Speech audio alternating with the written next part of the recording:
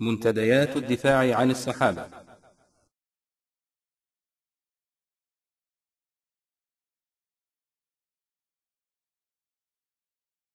الإمام الصادق ينقلها عن جده أمير المؤمنين سلام الله عليه. بالله التفتوا لي أرجوكم.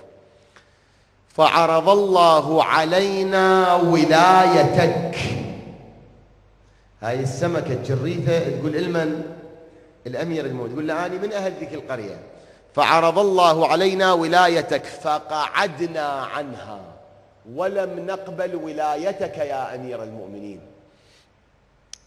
فمسخنا الله فبعضنا في البر وبعضنا في البحر، فأما الذين في البحر فالجريث وأما الذين في البر فاليربوع.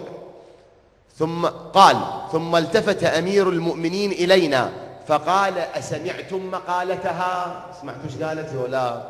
قلنا اللهم نعم. قال والذي بعث محمدا بالنبوة صلى الله عليه وسلم.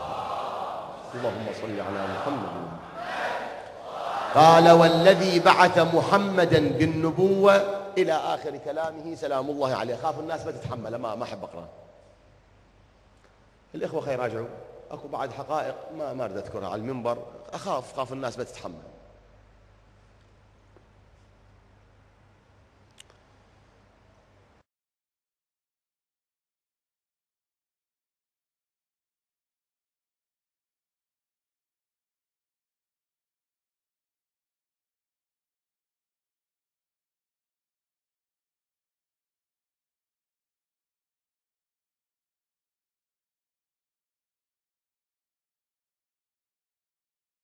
هسه يسمعني أجلكم الله جاهل من جهلتهم يقول يلا شوف ذولا الشيعة ما عندهم شغل وعمل. يلا شوف بالله عليكم أهل إيلات، أهل إيلة الله عرض عليهم ولاية علي. هو علي كان بعد ما مولود. ما يفتهم هذا، ما يفتهم.